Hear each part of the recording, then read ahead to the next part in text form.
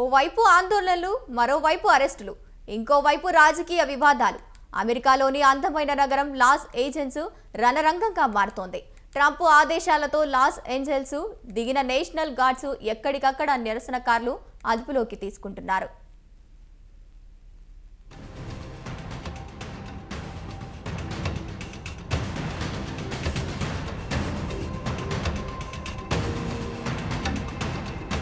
అమెరికాలోని Los Angeles నగరం ఆందోళనతో అట్టుడికిపోతోంది. ఇమిగ్రేషన్ అండ్ కస్టమ్స్ ఎన్ఫోర్స్మెంట్ విభాగానికి వ్యతిరేకంగా ఆందోళన చేస్తున్న 2000 మంది ఆందోళనకారులు డౌన్ టౌన్ లోని ప్రధాన హైవేను తమ ఆధీనంలోకి తీసుకున్నారు. సెల్ఫ్ డ్రైవింగ్ కార్లకు నిరసనకారులకు నిప్పు పెట్టారు. ఉద్రిక్తలను తగ్గించేందుకు అధికారులు ఆ రూట్ ను క్లోజ్ చేశారు.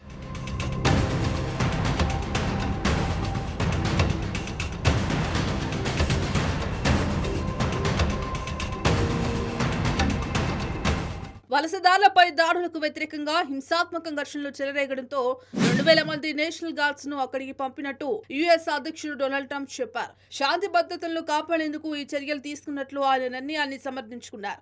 అంతేకాదు, నగరంలో మాస్కులు ధరిస్తే అరెస్టు చేయాలని ఆదేశాలు జారీ చేశారు. అయితే నేషనల్ గార్డ్స్ ను అక్కడికి పంపాలనే ట్రంప్ నిర్ణయాన్ని కాలిఫోర్నియా గవర్నర్ గావిన్ న్యూసం తోసిపుచ్చారు. ట్రంప్ ఉద్దేశపూర్వకంగా ఇలా చేస్తున్నారని గావిన్ విమర్శించారు.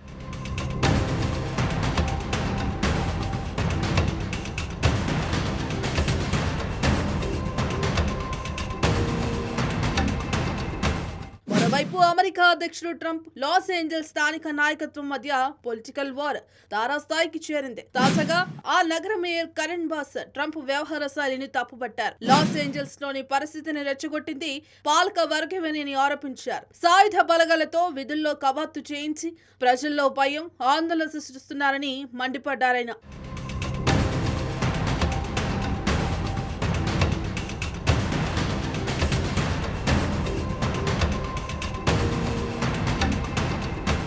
గత కొన్నాళ్ళుగా డొనాల్డ్ కు బుద్ధ విరోధిలా ప్రవర్తిస్తున్న మాస్క్ తాజాగా లాస్ ఏంజల్స్ నేషనల్ గార్డులను రంగంలోకి దింపాలని ట్రంప్ నిర్ణయాన్ని సమర్థించారు. ఈ మేరకు ఎక్స్ వేదికగా పోస్టులు పెట్టాడు. కాలిఫోర్నియా గవర్నర్, లాస్ ఏంజల్స్ మేయర్లు ప్రజలకు క్షమాపణలు చెప్పాలని ట్రంప్ చేసిన పోస్ట్ స్క్రీన్ షాట్ ను షేర్ చేశాడు. అలాగే జేడీ వాన్స్ పోస్టులను కూడా రీపోస్ట్ చేశాడు.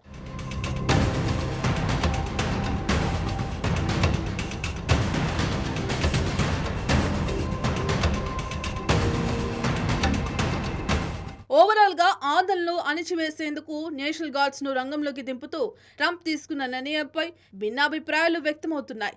దీంతో మున్ముందు ఈ పరిణామాలు ఎటు దారి తీస్తాయని లాస్ ఏంజల్స్ ప్రజలు భయాందోళనకు గురవుతున్నారు.